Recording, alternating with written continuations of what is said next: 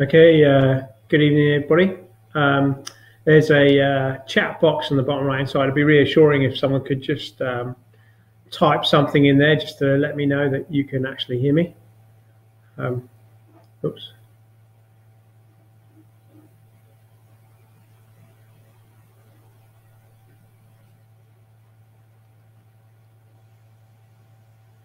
Happy days, right, Eddie, Angela, and John. So good stuff. So that means you can hear me. That's great stuff. Okay, so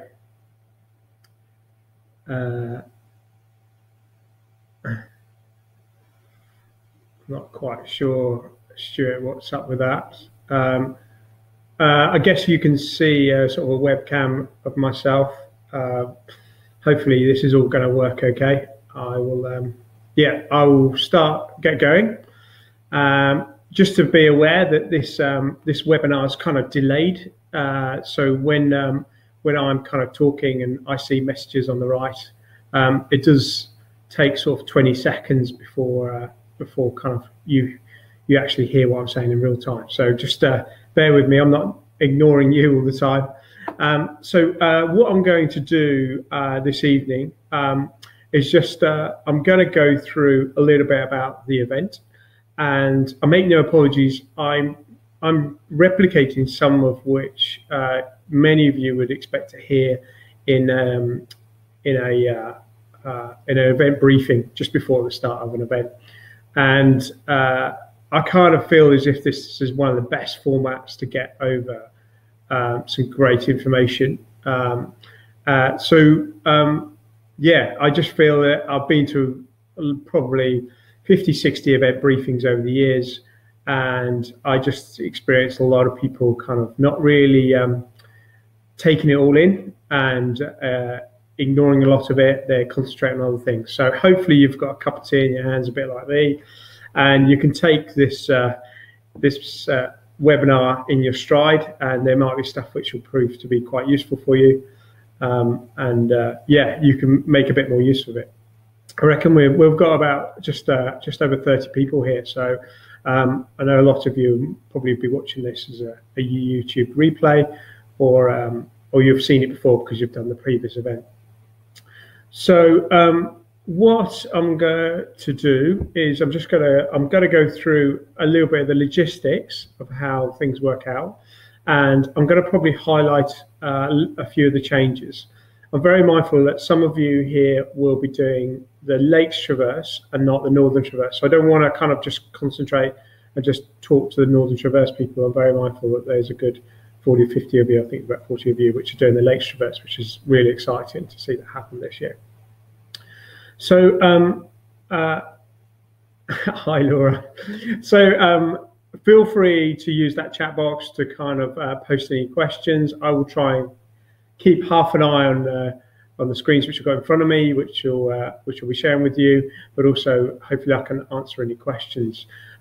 This is now beginning of February. We've got a few months to go. These are the times to ask any questions and try and get them resolved before the day.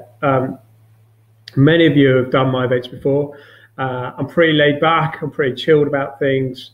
I don't do things just because everybody else does them. I do them because of a reason. But sometimes I can be a little bit of a stickler for rules. So doorstepping me on the morning of the events, telling me that you're going to do something which is out of the ordinary is probably not the best way to play it with me. It tends to backfire. So logistics. So what's going to happen, and what we did last year, and it did work, not last year, the year before, is that we will post out to you event maps. Now, we make these maps ourselves. They're the route which will be highlighted across, which you probably, if you've looked at the GPX files or looked at the route online, there'll be a version of that route on paper maps, on A3 paper maps. And there will be both 1 to 25 and 1 to 50. Now, many people used their own maps. They had either maps which they used during the rec-in, partly because we don't send these maps out until a few weeks before, and there's a very good reason for that. So some people had their own maps, and some people used Harvey maps, and that's more than fine. But the important thing to realise is that we highlight a route on those maps, and that's the one, that's the event route, and that's the one which you should follow. So even if you've got a slightly different route highlighted on your map, either from a recce or because the Wainwright route on the Harvey maps is different, I'm not really that fussed. It's the route which is on the maps which we'll be sending to you, which will be the definitive route. And those maps are paper maps, so they're not on waterproof paper. There's a lot of them. We'll try this year to kind of reduce the amount of paper involved because they took up A3 paper. I was hoping to have a set around here, but I don't have them to hand. You know, one thin line across a piece of A3 paper, we could probably make more efficient use of that. And so one of the jobs in the next few months is to come up with some maps which are a little bit more efficient on paper. They're double-sided. We provide some bags for you to put them in, but ultimately you may decide you want to do something else with them. We provide 1 to 25, 1 to 50. That way, if you lose one or trash one, you've always got a spare map. Some areas will lend itself to 1 to 25, and some will lend itself to 1 to 50. Yeah, it's entirely up to you. So across the model of this event, if I just, I'm going to just share a screen of the route with you. And this is the, it's just an overview, and which covers the 3 national parks and Wainwright's Coast to Coast. So we start over here on the left, and we're going to get you guys to come all the way across the Lake District. The Lakes Traverse will finish where the blue line is, which is the M6. So that'll be the Lakes Traverse, that section there, all 60 miles of it. And then the Northern Traverse will carry along all the way across to Robin Hood's Bay. And that's all of 190 miles, depending, or 185 miles, or some of you will make mistakes. So I'm sure there'll probably be a few which may even do 200 miles.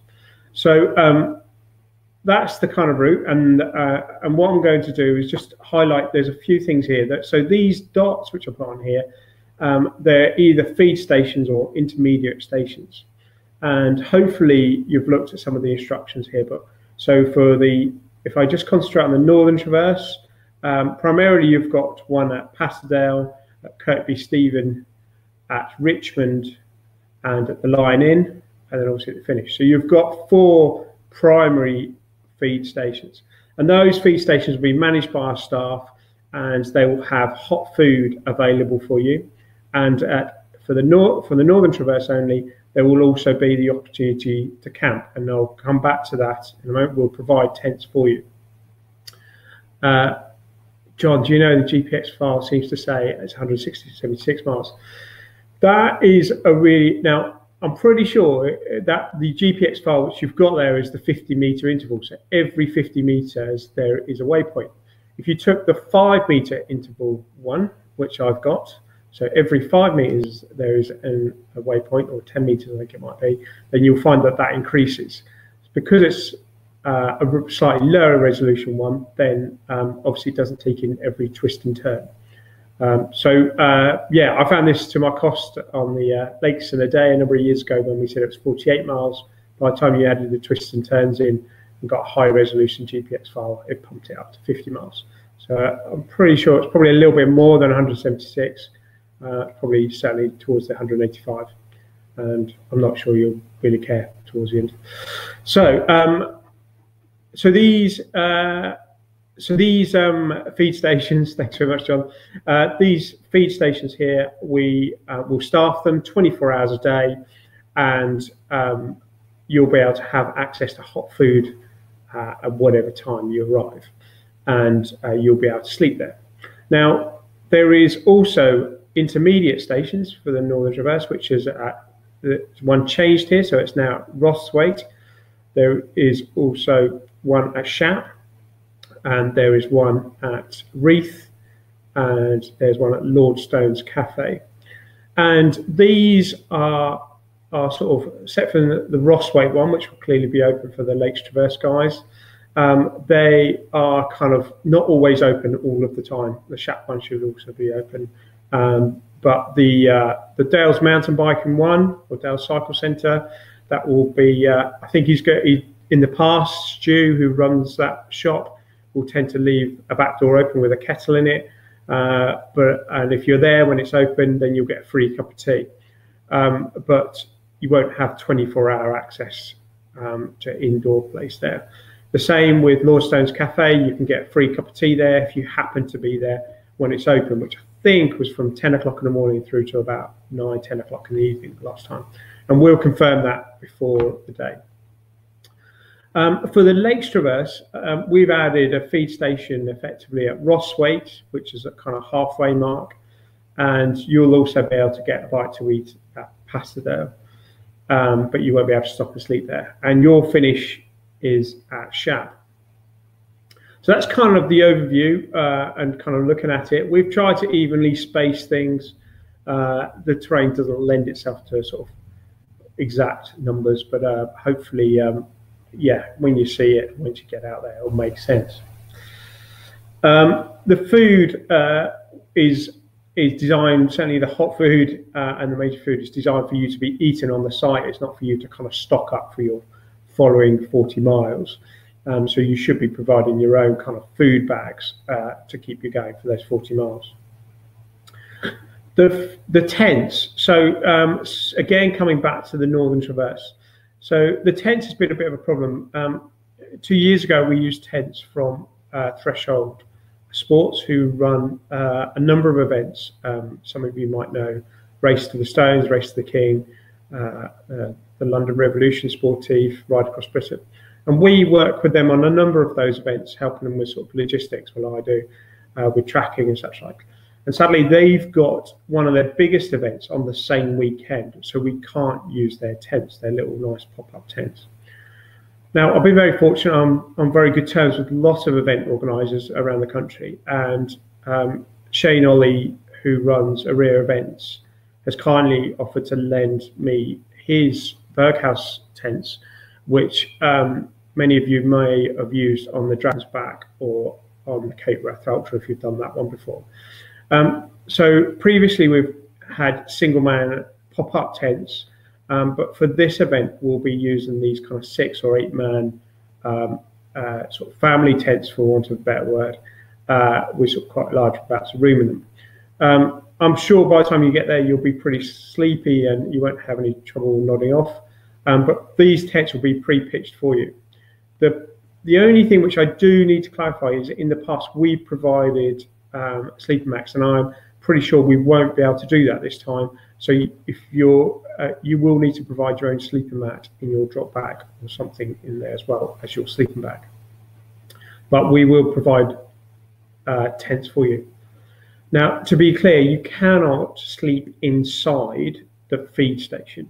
And that sounds really picky and finicky, but I've just, for those who don't know, I've been involved with adventure racing and sort of these long distance events a number of years, and I've seen huge amounts of conflict between people which are trying to get some sleep in a venue and those which are quite often very tired and probably making a lot of noise to keep themselves awake as they're ready to get ready for the next stage. And I just found that that conflict just doesn't work. One lot of people want to get a lot of sleep, and the other people are trying to keep themselves awake and making a lot of noise.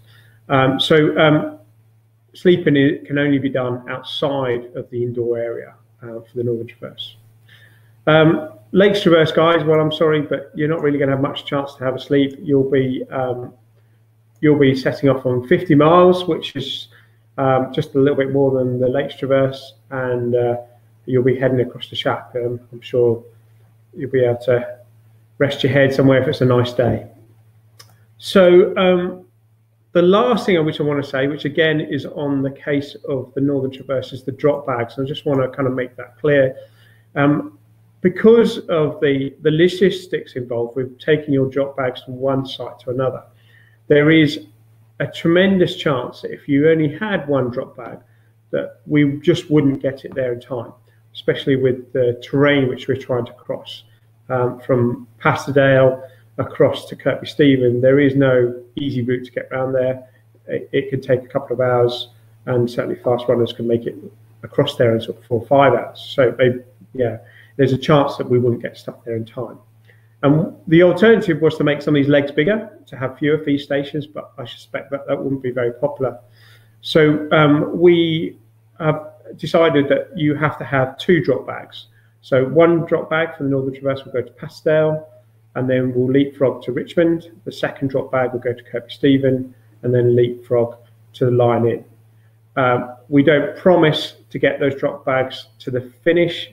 We just promise to get them there within 24 hours of you finishing. Now, reality is, I'm pretty sure last time it was most of the drop bags are there before people actually finished. Yeah, that's the way it worked. Hardly anybody had to wait any time for their drop bag. We also, for both of the events, will transport 1 bag, particularly if you don't have anybody meeting you at the end. We'll take a bag from the start to the finish, either in Shap or all the way across to Wobblers Bay. Someone reassure me that I'm still not talking to myself. Is everybody still there, or am I just gassing away to myself? Oh, it must be on my own. Eddie, Angela. Do I recommend any size drop bag? Autolead 22 litre. Thanks. The Autolead, I would say that a 22 litre is probably too small. I don't know, Eddie, what size drop bag did you have last time you were doing it, or Angela? I should think you'd probably be looking at sort of like a 60 litre. You can get these kind of, but yeah, the drop bag logistics will be written out to you. Yeah, that's yeah, I'll send that out to you. I mean, the drop bags, I think it's more about weight, so we kind of set a weight limit about, I think it's 15 kilos on that. So yeah, they do need to be waterproof. For those of you which were at the Lion Inn the last time we ran the event, it was really bad weather and the drop bags had to stay outside. So they do need to be waterproof. The kind of waterproof North Face duffels or those kind of things, Helly Hansen make one as well. Those big Mountain Hardware do another one. The kind of base camp duffel type things are ideal. You can get a reasonable amount of stuff in them. They're waterproof. They don't take up too much space in the van. Okay, so before I get on to the route and just sort of go through the route a little bit in detail, I just want to cover one more touchy subject, and that's support. And I just want to kind of clarify a thing, which is that this is an unsupported event, and this is reasonably important to me, and partly because I've got a number of people, 89 litres, reasonable number of people which have travelled all the way from overseas, and for them, for it to be a fair event or one which they feel as if they're on par with other people, as if it's not supported. So now this is we've clarified this in the rules, and if anybody wants to confirm this with me, please give me a call. Someone did that before the last one and tried to talk me into the fact that it didn't really apply to him, and I was very clear that it did apply to them, and that if they wish to have any kind of support, that they would become unsupported. Non-competitive, not unsupported, non-competitive. So we would effectively take them out of the ranking. Now that how support appears sometimes can be a little bit subtle, and obviously going across a long distance route, you probably will bump into people along the way, and because we're tracking you, you might even bump into friends who come out to say hello. But just be careful with that. If they decide to travel with you along the route, you should make it very clear that could put your event in jeopardy. So, 500 meters or whatever it is, walk along with them, fine. But if they start doing a whole leg, you're going to be into bother. And also, when they come to feed stations, if they do come and visit you at feed station, they must tell the kind of feed station manager who they are and what they intend to do. And they must be very careful about not helping you unpack your kit or with any first aid or with anything else at all. And if that's a problem, I really sincerely recommend that they don't actually come.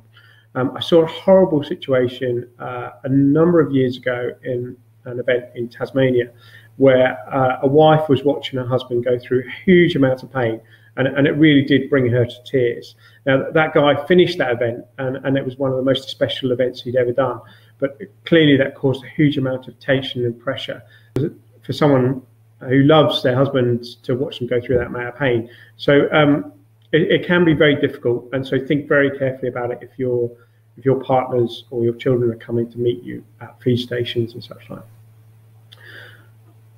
Any questions about that, the support thing? Sorry to be a bit anal about it. If not, I will start on. I'll get to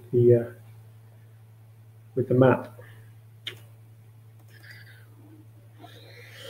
So.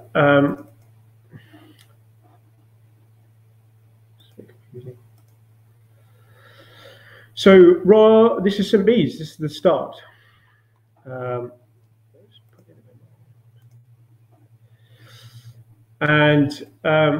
So we've had to do a little change here, and the change is that the start, we used the hotel last time for the sorry, Angela, yes, someone can run with you from Hawksir to Robin Hood's Bay. So I'll come to that when we get to that other side of the country.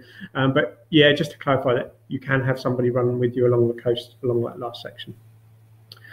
So last time we registered in the hotel. One of the disadvantages with starting this event on a Saturday instead of Monday is that there's quite a lot of weddings going on, and to use the hotel for the registration, well, we just couldn't do it. They were not interested at all. So the start is in the same place, just down by the beach, but registration is up here at the school. And it's all of about 500 meters away, maybe a bit longer, about 700 meters away. We'll confirm the timings of this. We don't want to kind of stuff people up, because again, the start times have moved slightly earlier from last year, from sort of 9 to 9:30 instead of 10 o'clock. So we will make sure that people are not, and we'll send an update exactly on how the timings are going to work, because you obviously got to get from that school to the start line in good time. So yes, I know a number of you, and selves included, will be staying at the hotel, but actually registration on that Saturday morning will be in the school. We will do registration for both the Lakes Traverse and obviously the Northern Traverse at the same time, and then we'll do a short briefing. I'd have to double check on the website as to the, I think I've got it here, yeah, as to the exact time, but yeah, need to say, don't worry, we'll send an update out on that. But I keep the briefing really short. It's just the really important stuff and anything which has changed since we've sent out, or since this webinar, or sent out any updates.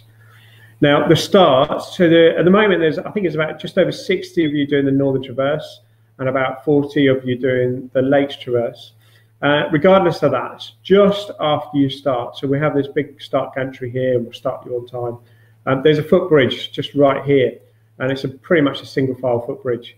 So I'll come back to your question in a minute, Martin. So you'll set off at a run, and then you'll be brought straight to a kind of thundering halt as you try to get across the footbridge and then through a kissing gate. So Wainwright came up with a route. It's not something which I could easily sort of change it, but you'll have plenty of time to overtake people.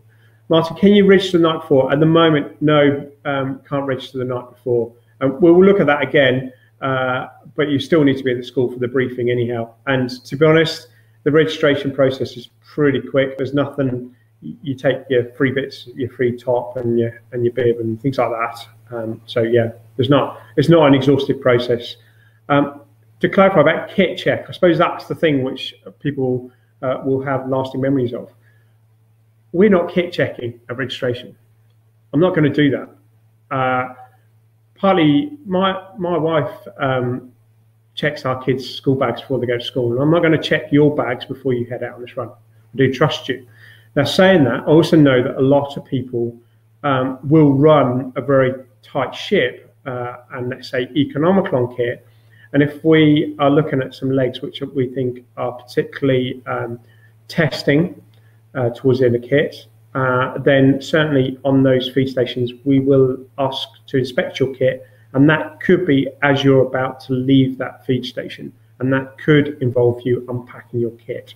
So bear that in mind, that you could be asked to remove something from the bottom of your bag just as you're about to leave the feed station.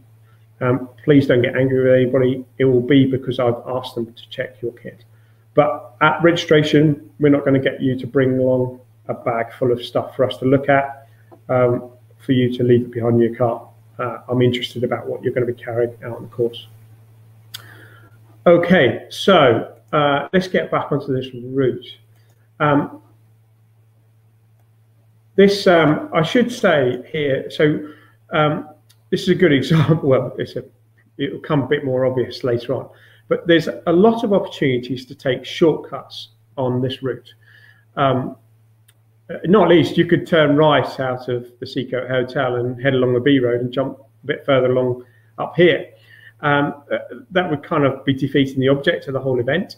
But I'm sure, and I know from a lot of people which I've tracked doing this route, is that a lot of people take a lot of shortcuts when they become tired. Now, to be clear, you need to have a look at the rules on this. We're very particular about this. You must stay on this prescribed route, and if you step off it, you must go back to where you left it.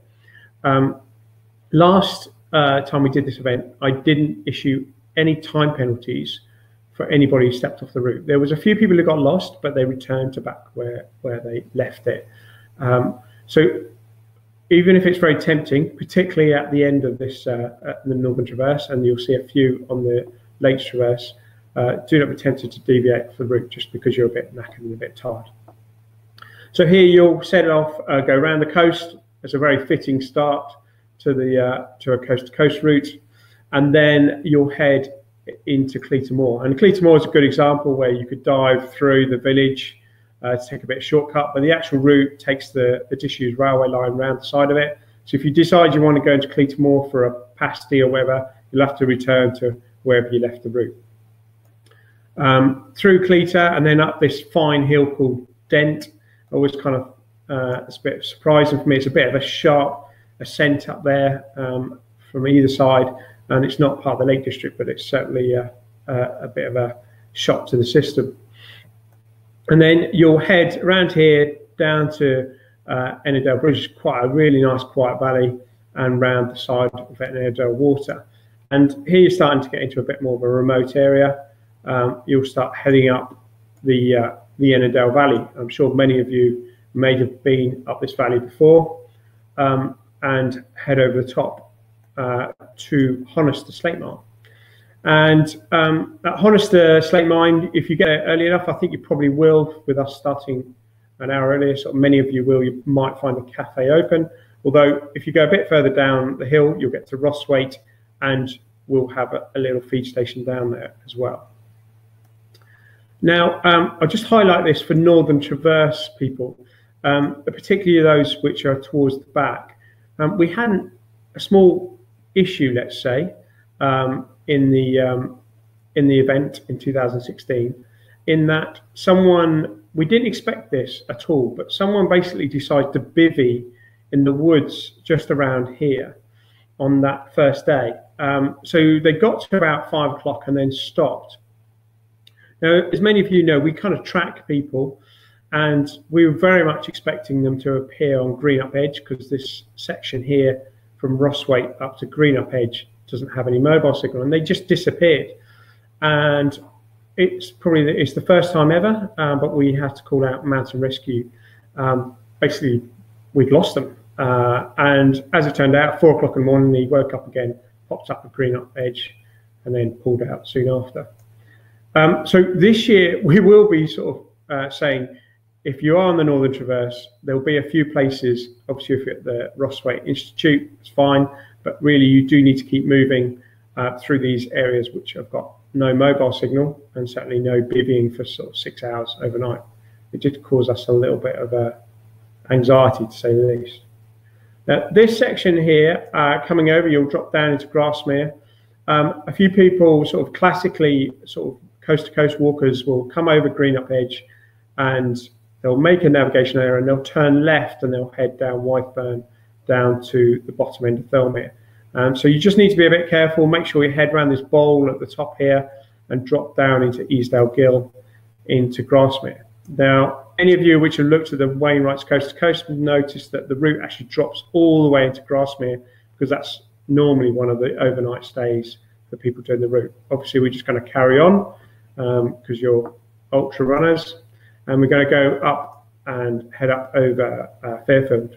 There's also a slight alternative route up this thing called Tongue Gill, but you do need to follow the kind of steeper route up Great Tongue, round Grisdale Tarn, and down into Pastdale, where we will have a checkpoint where Lakes Traverse guys can get some food and Northern Traverse guys can get a spot of sleep. And that will again be at the George Starkey Hut. We tried to find an alternative, but unfortunately couldn't. So it is a little bit tight for space. Again, it's inside space, is not a place to linger around, but you will be able to get hot food there. A few people have asked if you're looking at the route, which is probably in 1:25. The actual Wainwright's coast to coast kind of goes round the back here and picks up this line round the back to the hotel. We just felt it's a little bit unnecessary for what we're doing. You can take the route straight down to Grisdale Bridge into Pastdale. Okay, so carrying on now. For most of you guys, this is going to start getting a bit dark, and either you're going to stop and get some sleep in Pastdale, or even the Lakes Traverse guys are going to push on. And this potentially has a little bit of consequence if you get some of the navigation wrong. Taking the wrong turn, missing. There's a lot of coast to coasters which find themselves going up to High Street and missing Kidsty Pike, which is the highest point on the route. So just you need a little bit of care when you're crossing over here. It's relatively easy to find yourself dropping down again or heading the wrong way. But we'll be watching you on the tracking, and I promise there'll be no laughing. So around Haweswater. Now, I made this comment last time, is that the navigation, to be honest, to this point is relatively simple. And people will kind of, it's relatively easy in some ways to navigate through the mountains, especially if the visibility is clear and it's during the day. Where the Northern Traverse and the Lakes Traverse are going to find it quite tricky is once you step off the fell into some of the fields, some of the minor lanes, and trying to find some of these paths. And certainly this section from Burnbanks across the Shap, if you had a chance to recce that section, I would highly recommend it. The path on the ground is not at all clear, and it can be very difficult to find your way across there and to pop out in the right place. So yeah, that needs a little bit of care, and it's probably one of the cases where 1:25 become very much in handy. And depending on what time of year you're there, you might find that it's a bit boggy as well. So you arrive in Shap. Now, just before you get to Shap, just to clarify something, just to make sure, you see this bit here. This is from the Abbey into Shap. There's a minor road, and on the other side of that minor road, there is a footpath which runs beside the minor road. Just to be clear, I'm not that anal that I'll make you use that minor path. It's a very quiet road. If you want to walk along the road, that's fine by me. We're not going to kind of create any penalties for that kind of stuff. So yeah, just it's a journey across the country, so we're not going to get too fussed about that kind of stuff.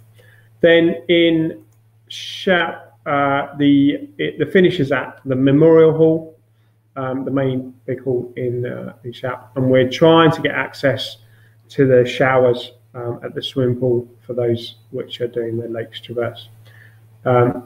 If you're at the Northern Traverse, you can grab a bite to eat there and a hot drink, but you can't stop there and sleep. So no kipping inside in the village hall. So Lakes Traverse guys, looking forward to seeing you finish there. I'll be there for all of you, and hanging a medal around your neck. And you'll certainly have a different appreciation of the Lake District once you've got across to Shap. Will I give grid references for each checkpoint? Well, they'll be clearly marked on the maps. I'm pretty sure we've got them somewhere. I will have a look to see if they're not on the website already. But yeah, they'll definitely clearly be marked on the maps, which I'll give you. Okay, so Lakes Traverse, guys. Hope you enjoy that. I'm just trying to think, is there any questions from Lakes Traverse people? If there's any listening to this webinar, just mindful that you may or may not want to listen to the next sort of 20 minutes of what I'm about to say.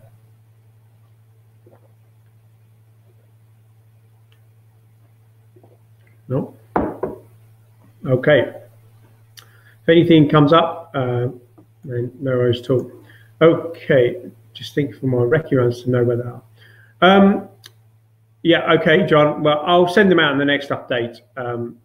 Yeah, I don't think you'll. Yeah, they're not too difficult to miss, to be honest. And you'll be looking for the tea shops across the way anyhow. I mean, that's the good point to note, is that certainly, obviously, if you're looking to supplement your food, I think there's a few people already started documenting some of the places where you can get food, like in Shap, there is a co-op. You know, those kind of things are worth knowing. Cope Stevens got another one as well. Okay, so I'm just trying to think if there is anything else which I want to say to the Lakes Traverse guys. No, I think that's it. If you've got any questions, the only thing which I would say, if you're wrecking this route at the moment, just take a bit of care. Now, when I should have said that I've done this route twice, but I did it the other way around. And I did it in 4 days, which seemed to be the aim of many people to beat a few years ago. But when I did my recce, I did the recce in sort of at this time of year, was a lot of these high fells covered in snow. And certainly some of them were pretty treacherous. So if you are crossing some of these areas, like across to Grasmere, I certainly found myself up to waist in snow on my own at 6 o'clock in the morning in the dark. So please take extreme care. It's another thing to do it in May against doing it in February. I think very carefully about trying to run this event in February, although it might be an idea one day. What's the best way to get back to the start? That's a good question. I'll look into that. I mean, I looked at this with John Kyrgyzstan, and he was going to do the recce, and there is public transport from Shap at 6:30 on a Sunday, and I think there's a few times during Sunday which can get you up to Carlisle or Penrith, and then you can get around on the train back to the start. If you finish in the early hours of the morning, then you will be able to sleep in the hall for the Lakes Traverse guys. You just need to be aware that there might be a little bit of noise, but we'll find you a corner where you can get your head down, so you're not kind of stuffed out there in the cold. I hope that's okay. It may be the case we might pitch a couple of tents up as well. So yeah, you could turn around and run back. Yeah, that's a fine idea. Okay, so there are public transport options to get back. Yeah, that's what I'd suggest, or run back. Not sure, that'd be a bit excessive. It wouldn't surprise me. I mean, in some ways, I would suggest trying to use public transport to get to the start, and then maybe you'll leave your vehicle sort of Kendal or Penrith direction for the Sunday, so you can get home a little bit easier. Because West Cumbria is a bit more trickier to get around to. Okay, so I'm going to carry on. So we've got. I want to kind of finish this in the next 15 minutes, and I want to briefly go across here. So we've got Great Aspy Scar, which is now, it's not marked on this map as part of the Lake District.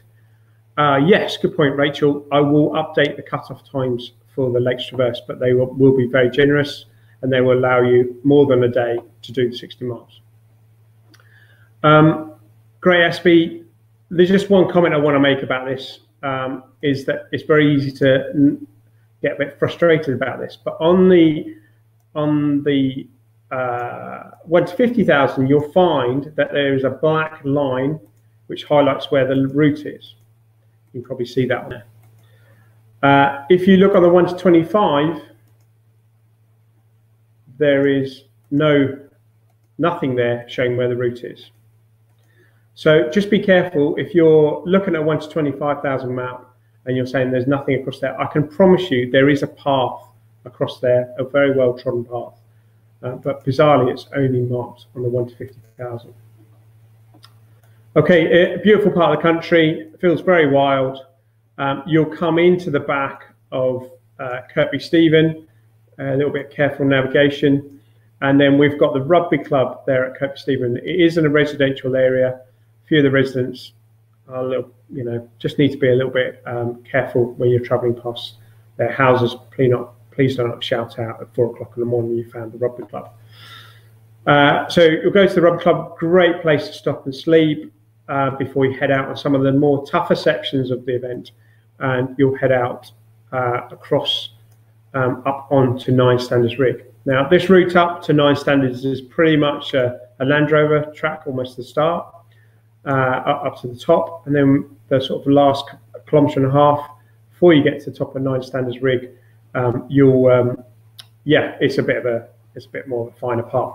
But then on the other side, this is a little bit more of a trickier route as you head down this way across the Ravensey, and this is a little bit more pathless. And certainly my nemesis, I've done this event, done this route a number of times. That certainly in the dark, it's a very tricky bit of terrain to cross. There is some new paving slabs at the top here, but still, when you're coming off, unless you take the right bearing, you can easily find yourself either on the B road or over here in Ravensey Moor, probably to be seen about 2 days later. So pass through Ravensey, lovely little farm. They do little cream teas and stuff like that there if you get there at the right time of day. Come past Keld. If you want to go into Keld, you're going to have to almost double back on yourself to get into Keld. There's a little campsite there, and then you head up over Melbeck's Moor. And this Melbeck's Moor, not a lot of people, certainly people who've done a lot of kind of running, have been across here, and it's very exposed. It's quite high. You're sort of almost at 600 meters up, and it can be very blowy up there. Although it looks very innocuous, I can promise you is pretty drafty up there. And there's some very steep sided valleys to get across Gunnerside Gill.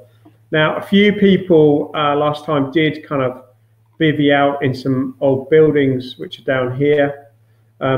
If you do that, we do ask that you kind of let the feed station know before you leave Kirkby Stephen, just so we're aware that you're probably going to stop there for a few hours kip.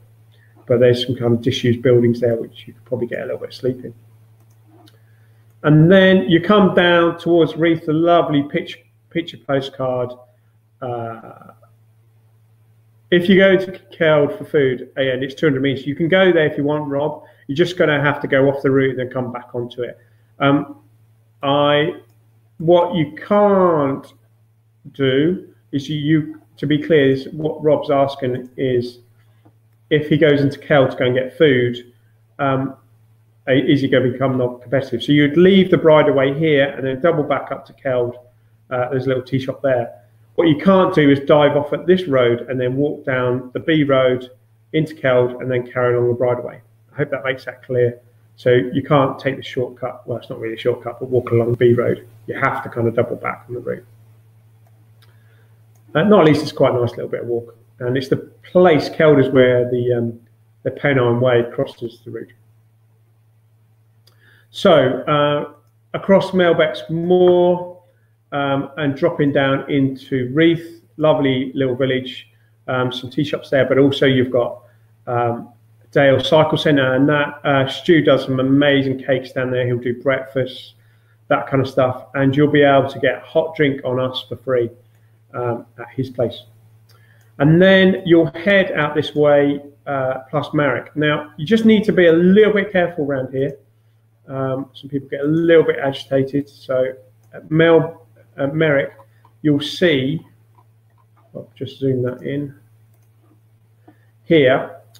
So you come into Merrick and it feels counterintuitive, but you'll have to double back on yourself and up this way. And you'll see a private road here, which has got lots of sod off walkers not welcome along this bit of road here, this white road leading to this house. So please do adhere to the route and double round. Don't really want that house owner coming to see me. Okay, so heading on to Marsk, again, this is kind of it trundles along some quite nice parts of the country and then into Richmond. And Richmond is one of those places, again, a bit similar to Keld. You'll come into Richmond, a nice market town, the Costa Coffees, the Greggs, all those kind of things in there, where you can get some nice stuff, you can get some food in the market square. Now, to be clear, that our feed station or stop-off point is just outside in the rugby club, and it'd be very tempting just to cut straight through the middle of town on the road. So to be clear, you have to double back out and you have to follow the path around the south side of the river. Hope that makes sense. An obvious little shortcut. Again, the rugby club's great there. You can get showers there. There'll be tents up there. Great bunch of people. Okay, so we're coming across to Romsey Swale. Now, this bit of the route here has changed, and I'm not sure where it will be at until near the time. So the official route actually runs here. This is the Wainwright's coast to coast route. But they've been working on the A1 for a number of years, it feels like, and currently there is, you can't cross underneath the A1. And so you have to take this diversion, which we also took a couple of years ago. There's also a new section of road around here as well, which is not marked on this map. I don't think it's marked on my 1-25 either. So yeah, it's not marked on there. There's some new roads, new junctions and such like, and we'll make that clear on the maps. We'll be able to use main to charge. You'll be able to use the main checkpoints to charge torch batteries. Yes, you are. You're definitely allowed to do that. So just be aware that that's likely to change. Yeah, not quite sure how that will go. We'll have to wait until near the time to see whether or not they're open more up and up. Now, this section of the route from Bolton on Swale, you're now getting into the Vale of York, and you're obviously going to pass through a few farms, that kind of thing. Most of those properties are used to people passing them. Now, I made a bit of a mistake last time, and I'm still a little bit confused as to how this happened. But the route which we used last time followed this B road effectively along here and cut across this footpath and headed up to Danby West this way. And it was an alternative which was put on one of the Harvey maps. But a number of people complained to me afterwards that it was a really dangerous bit of route. And I'm still confused as to, well, I guess it was an alternative. The route which I would like you to use, and I will send this out as an update, is the route which I used 3 or 4 years ago when I did it, which is effectively to follow this minor lane through here and to pick up this footpath from Streatham through to Danby Wisk. I will kind of send that out as an update, but it's a lot more pleasant to use that minor road than it is to use the B roads. Hope that makes sense. Okay, so we're coming across, we're just north of Northallerton. This road here is a little bit busy, but yeah, not half as bad as what you're about to cross. You also cross the East Coast Main Line. So if you're a little bit tired, just make sure you've got yourself a little bit awake before you cross that railway line. Not one to be playing chicken with the trains. And many people will know that my biggest concern is this road here. So a lot of people sort of perceive the danger in the mountains and those kind of things of getting lost in the hills as biggest danger. Without question, you crossing this dual carriageway is the most dangerous thing which you're going to do on this event. Now let me see if I can see if I can share a different screen with you.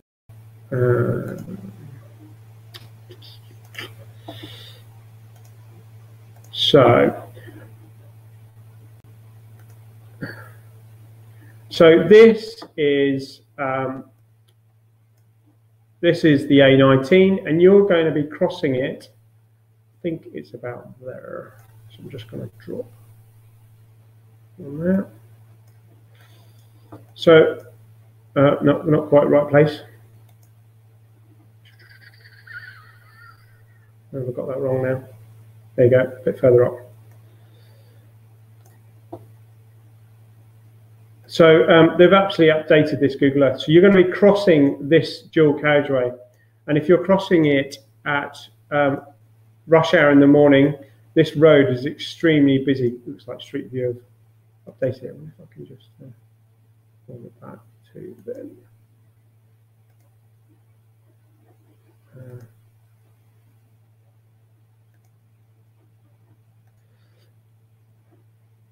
Yeah, so it's quite a busy bit of road to be crossing. You can sort of see how much traffic's going along here.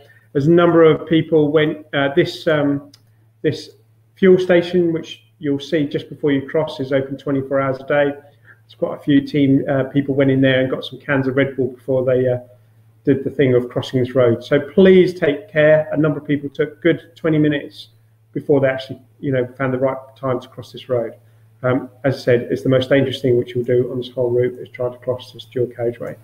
And it's partly why this is not a national trail, because there is no viable way to cross that bit of road. And you can see from here, you're going to head up onto the North York Moors, those hills in front of you up there. Okay, so I'm going to carry on at swift speed. Let me see if I can just share again. So that was the crossing there on the A19. You're going to go all the way around up onto the moor. There is another option here to get a free cup of tea at Lordstone's Cafe. It's a very posh cafe, so if you're all wet and a bit bedraggled, then you may have to have it outside. But they'll serve you free drinks during the day.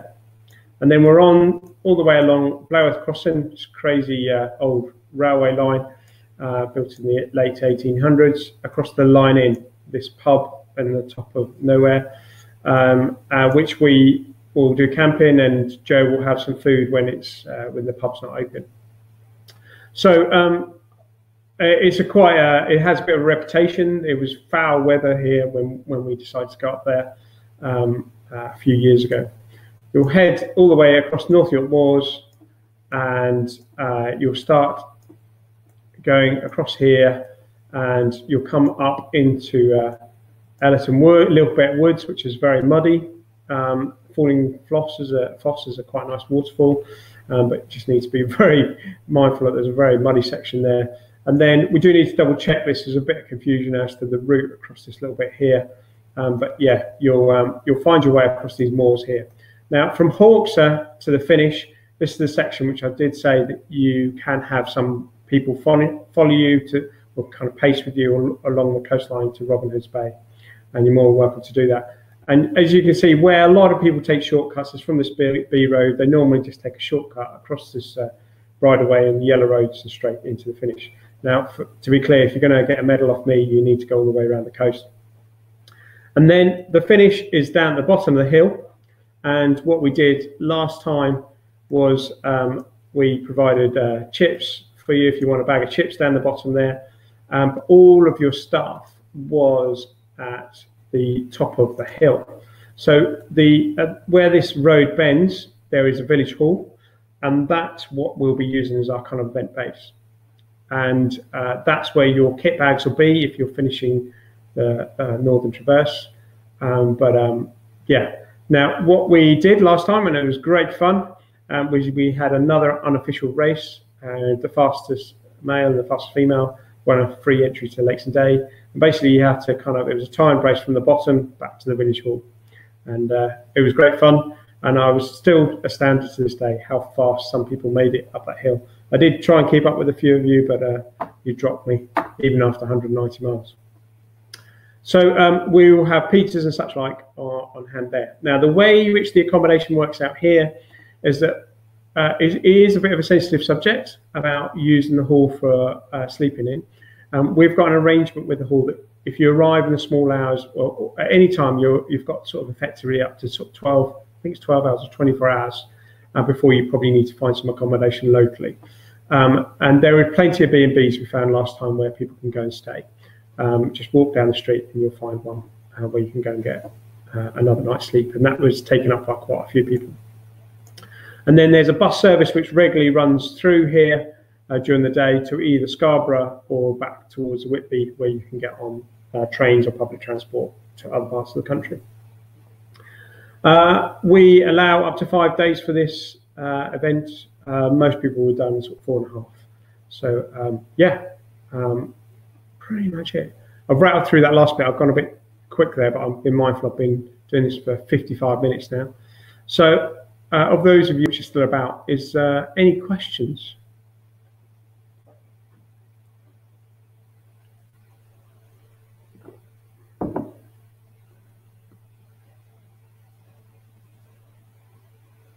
No questions?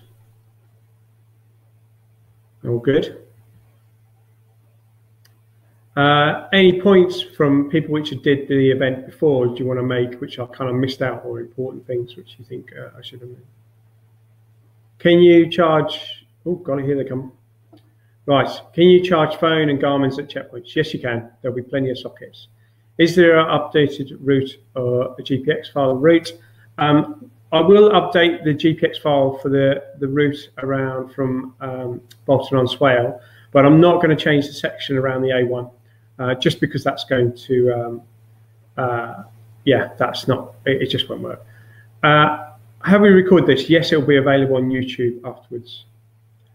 Will there be a list of checkpoints and facilities at each?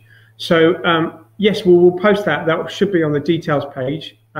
What may change is the food element of it, but what we kind of say is that we often provide a lot more food than what's on that list, but what you can be guaranteed of is what is on that list, if that makes sense. Any sleeping mats in the tents? No, at the moment there is no sleeping mats. You do need to provide your own sleeping mat. How much water do you suggest we carry? That is, I think probably that's a question for the Facebook group. And I would say it really is weather dependent. There was quite a few people on those first 2 days getting dehydrated. But towards the end of the event, when it was raining a lot, obviously they didn't need so much water. I was quite impressed to see someone on the Spine race the other week carrying 2 litres of water, even on a very wet day, just because obviously there's just the scarcity of trying to find it during the night. Can you take any food out of CP, not 40 miles worth? At principle, no. I mean, you'll find some little packets of sweets and things like that, which are fine, but you shouldn't see the feed stations as a means to restock your next 40 miles. You should have your own food with you to be able to do that. It is literally a feed station for you to eat when you get there. Is there much water on the course, e.g. streams, taps? Yes, certainly across the lakes, but again, it's one of those things. You talk to a lot of local people that happily drink the water. Some people are very fussy about it. I'm happy to drink the water once I'm up in the fells. You'll find that it's a little bit more trickier when you get across to this latter part, the North York Moors. There won't be much there, but there is water at the small checkpoint we've got at the and at the Lion Inn, so Lordstone's Cafe. So is there water on the route? Again, I think ask it of the group, and I think you'll probably find a lot of experience from other people which did it last year as to how much water they carried. Well, not last year, the year before. Hi, Jen. Good to hear from you. Will you be able to get a hot vegan meal at every checkpoint? I'd like to think so. I will do need to check on that. If you could just pop us an email on that. We do take particular pride on getting the whole kind of vegan food and other specialist kind of dietary requirements. And I don't think John's on here, but I know he's kind of, I think he's celiac. So if you've got any dietary requirements, obviously with the numbers which we've got, we'll go out of our way to make sure you've got food available. What we won't do is deliver food parcels for you. You have to kind of pack that in your own kit pack. I hope that kind of reassures you. I'll be honest that as many of you know, I've got type 1 diabetes, and I would, and obviously when I plan to get food, I've either put too much insulin in or I need to get food at checkpoints. And I would say around 50% of the ultras which I've done, and with me being towards the back, have run out of food at some point or other. That must never, ever happen on my events. So it is really important to me that the people towards the back have the same opportunities for food as those at the front. Oops. I don't know if I hope that does that. I'm just trying to think if I missed any questions. Any more? Have I reassured you, Jen? I kind of feel like I've gone on for an hour now. So yeah. Can we have a winter northern traverse, my lord? Oh dear. Yeah.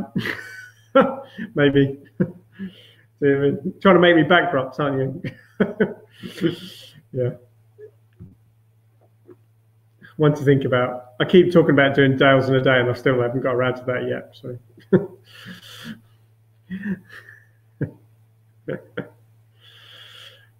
Okay. If unless there's any more questions, then yeah, I'm going to sign off there. I'll send the link out. I think hopefully I'm pretty sure this has all been recorded, so I'll send the links out. It probably won't be available for an hour or so. I hope you found it useful.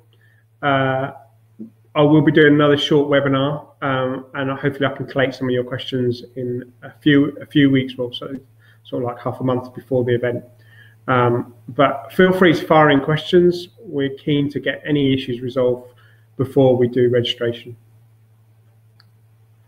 Angela, thanks, James, really helpful. You've done it before. You're the wise lady of this event. So yes, good to have you on board again. Great. Okay. Right. All the best. And I'll look forward to seeing you all in May.